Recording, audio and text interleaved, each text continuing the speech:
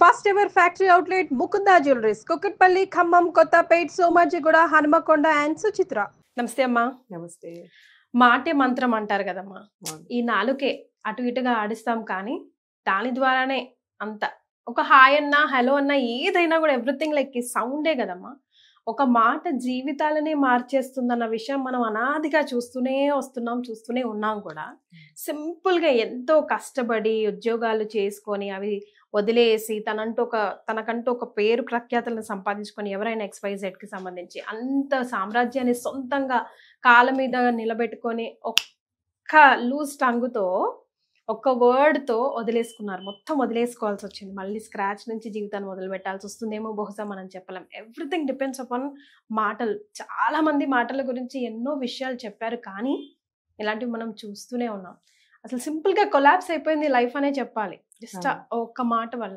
Comment సెక్షన్లో social media వచ్చిన తర్వాత కొల్లలు రాస్తున్నారు. ఇప్పుడు మీరు నేను మాట్లాడుకునే దాన్ని కూడా పాజిటివ్ నోట్తో చూసే వాళ్ళు ఉంటారు, నెగిటివ్ నోట్తో చూసే వాళ్ళు ఉంటారు. మనం అందరికీ ఆన్సర్ చేస్తూ పోతే వాళ్ళకి అదే పనేమో. మనకి వెనకాల బోల్డన్ని పనులు ఉన్నాయి కదా, అసలు పట్టించుకోవద్దు. కానీ అది కూడా కష్టం కదమ్మా. ఎవడికి వచ్చింది వాడు మాట్లాడితే అది వాడి సంస్కారం బయటపడుతుంది, అంతే కదా. ఇప్పుడు ఒక సంస్కారహీనంగా ఒక కమెంట్ పెట్టినప్పుడు ఎవరైనా ఎగ్జాంపుల్ మళ్ళీ దానికి ఆన్సర్ చేసావంటే వాడి సంస్కారాన్ని నువ్వు రిసీవ్ చేసుకుంటున్నట్టు గుర్తు. అది వదిలేసావు అనుకో, ఏనుగు రోడ్డు మీద వెళ్తుంటే కుక్కలు అరుస్తాయి, ఏనుగు వెనక్కి తిరిగి చూడదు, కుక్కలు అరుస్తూనే ఉంటాయి. అంత మాత్రాన ఏనుగు భయపడుతుందా? లేదా ఏనుగు ప్రెస్టేజ్ తగ్గుతుందా? అది హుందాతనం, అంతే కదా. చాలా కమెంట్స్ వస్తాయి. అంతెందుకు మీకు ఇప్పుడు ఎగ్జాంపుల్ చెప్తున్నాం. మొన్న ఒక మోటివేషనల్ స్పీకర్ ఎంత మంచిగా పిల్లల్ని మాట్లాడిస్తూ ఉంటే కింద ఏం కమెంట్ పెట్టాలి, అర్థమైందో అర్థం కాలేదో పెట్టాలి, లేదా వినేసి అర్థం కాకపోతే నోట్ మూసుకు పెట్టచ్చు, లేదా నీకు వాయిస్ క్లారిటీ లేదనో లాంగ్వేజ్ ఇంకొంచెం క్లియర్గా ఎక్స్ప్లెయిన్ చేయండి అనో కూడా పెట్టచ్చు, తప్పలేదు. మీ నడుము చూస్తుంటే నాకు పాట పాడాలని అన్నాడు. అమ్మాయిలకి పిల్లలు కూడా ఉన్నారు అంటే వాడు ఎంత హీనంగా ఆలోచిస్తున్నాడో ఆలోచించు. వాడు వాళ్ళ అమ్మనైనా సరిగ్గా చూస్తున్నాడా అని మనసులో అనుకున్నాం. మేము వాళ్ళకి ఆన్సర్ చేయలేదు. ఇది మా ఛానల్లోనే వచ్చింది. అంటే వాడి సంస్కారం బయటపడింది. ఇప్పుడు కొంతమంది వల్గర్గా కమెంట్స్ పెడతారు, వల్గర్గా రీల్స్ చేస్తారు. వాటిని చూసామంటే మనం కూడా దిగజారినట్టు అవుతుంది, ఒక మెట్టు దిగినట్టు అవుతుంది. ఎప్పుడు ఎవరు ఒక మెట్టు దిగద్దు, పైకి ఎక్కడానికే ట్రై చేయాలి కదా. అసలు అలాంటి కమెంట్స్ నేను అయితే పట్టించుకోవద్దు అంట నేను. ఇప్పుడు చాలా ఉంటాయి. ఇప్పుడు ఒక్కొక్కళ్ళు ఎదిగే వయసులో మార్కులు వచ్చాయి, అబ్బో కాపీ కొట్టిందేమో అనుకునే వాళ్ళు కూడా ఉంటారు. సరిగ్గా మార్కులు రాలేదు, ఎక్కడ చదువుతున్నారు వీళ్ళు అనేవాళ్ళు ఉంటారు. ఈ రెండింటిని పట్టించుకుంటే అసలు చదివే ముందుకు సాగదు కదా. నువ్వెంత చదువుతున్నావో నీకు తెలుసు, నువ్వేం చేస్తున్నావో మనకి తెలుసు, మనం ఏం చేస్తున్నావో మనకి తెలుసు. సో వాళ్ళకి ఆన్సర్ చేయాల్సిన అవసరం లేదు, వాళ్ళ గురించి రియాక్ట్ అవ్వాల్సిన అవసరం కూడా లేదు. మాట మంత్రం వెరీ పవర్ఫుల్ కదా. అంత ఈజీగా ఎలా వదిలేస్తారమ్మా అసలు అర్థం కాదు.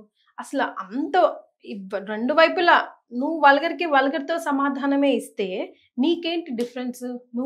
అదే నేను అంటున్నా, వాళ్ళకి అది సమాధానం ఇస్తే నీకు తేడా ఏముంది ఇద్దరికి? మరే ఇప్పుడు సమాధానం ఇవ్వకుండా హుందాగా ఉండుంటే ఆమె బాగానే ఉండేది.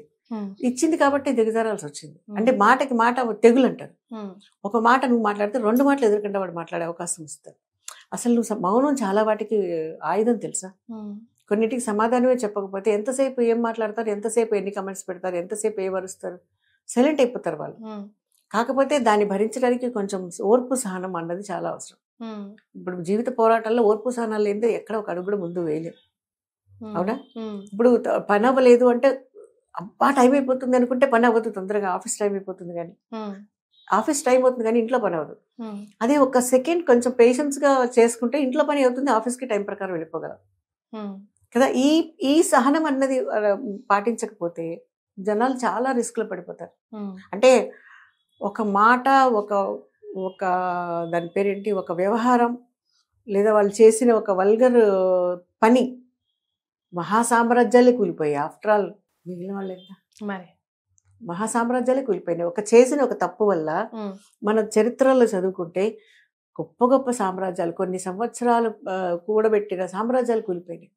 కొన్ని ఇప్పటికీ నిలబడి ఉన్నాయి. కొన్ని ఆర్గనైజేషన్స్ అంటే అందులో వాళ్ళు ఎంత డీసెంట్గా ఉన్న వాళ్ళు ఉండి ఆ విలువల్ని వాళ్ళు కంటిన్యూ చేస్తున్నారు కాబట్టి అవి ఇంకా నిలబడి ఉన్నాయి.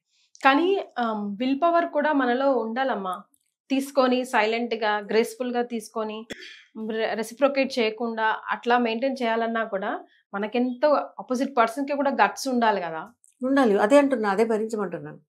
అంటే ఇప్పుడు అలా వాగేవాడికి వాగటమే తప్ప వాడి డెవలప్మెంట్ గురించి ఆలోచించే అవకాశం ఉండదు కదా. ఇప్పుడు నీకు ఈ వాగుడే కాదు, కొన్ని ఇప్పుడు వర్క్ ప్లేస్లో కొంతమందికి ఎలా ఉంటుందంటే నీ పనే ఉంది. ఇప్పుడు అతను షూట్ చేస్తున్నాడు, కెమెరామెన్ ఏముంది ఇప్పుడు బటన్ ఆన్ చేసి కూర్చుంటాం అంటాం మనం. మేం కదా వాగుతున్నాం, ఇది వాగుడే కదా ఈ మాట అంటాం. ఇప్పుడు మామూలుగా టాపిక్ గురించి డిస్కస్ చేసుకోవటం వేరు, ఏముంది బటన్ ఆన్ చేసి ఉంచున్నాడు అంటే అది తప్పు. ఎవరి పనిలో వాళ్ళ నిష్ణాతుడు. ఆ పని నేను చేయలేను, నా పని ఇంకోళ్ళు చేయలేరు. అది ఆ కాన్సెప్ట్ లో మనుషులు ఉండాలి. నేను అలా వాగాను అనుకో ఇక్కడికి కూడా రాలేను కదా, ఆ పని చేయలేను. ఇప్పుడు నష్టం ఎవరికి? నాకే కదా. ఈ ఆలోచన ఎప్పటికీ వాళ్ళు బాగుపడరు. ఇప్పుడు అరిచేవాడు కొన్నాళ్ళే అరవగలడు, తర్వాత మన మాట ఎవరు వినట్లేదని నోరు మూసుకుని ఉంటాడు. అది గుర్తుపెట్టుకుంటే, అది రియలైజ్ అయితే ఎలాంటి డ్యామేజ్ ఎవరికి అవ్వదు. మన ఇంటికి ఎవరైనా వచ్చారు, ఇంటికి వచ్చినప్పుడు జనరల్గా ఒక మర్యాదస్తులు ఏం అడుగుతారు? రండి కూర్చోండి అంటారు. రండి కూర్చోండి అన్న ఒక వేవ్ లెంగ్త్ అంటారు చూడు, మాటలో ఒక ఇది ఉంటుంది కదా, ఒక తరంగా ఉంటుంది. అది పిలిచే విధానంలో ఎదుటి మనిషికి కూర్చోవాలా వద్దా, ఎంతసేపు కూర్చోవాలని డిసైడ్ అయిపోతారు. అవునండి కదా. సెకండ్ థింగ్, వచ్చిన తర్వాత కొంచెం మొహం చిట్లించి మంచినీళ్ళు కావాలని అడిగితే దాహం చచ్చిపోతుంది వాళ్ళకి. కూర్చోవాలన్న ఉత్సాహం ఎందుకు వచ్చింది? నువ్వు వచ్చాం కాబట్టి కూర్చోవాలి, బాగోదని వాళ్ళ మర్యాద వాళ్ళు పాటించుకుని వెళ్ళిపోవాలన్నమాట. అదే వచ్చిన తర్వాత అయ్యో ఎంత ఎండని పడొచ్చారు, కాళ్ళు కడుక్కోండి, మొహం కడుక్కోండి, మంచినీళ్ళు తాగుతారా, మజ్జిగ తాగుతారా, భోజనం చేశారా లేదా, లేట్ అయింది పర్వాలేదు, కొంచెం మజ్జిగ తినండి, ఎండగా ఉంది, ఏదో ఆ పద్ధతిలో మాట్లాడామనుకో వాళ్ళు వీళ్ళ ఇంటికి వెళ్తే ఎప్పుడైనా సరే, ఎవరైనా వీళ్ళ ఇంటికి వెళ్తే ఏ టైంలో అయినా సరే పచ్చడన్నం అయినా దొరుకుతుంది మనకి, ఇంట్రెస్ట్గా అంటే ఆపేక్షగా పెడతారు అన్న నమ్మకం మన మీద వాళ్ళకి కుదురుతుంది. అలాంటి ఒక నమ్మకం ఒక మనిషి మీద వాళ్ళకి అది శ్రీరామ రక్ష అవుతుంది కదా.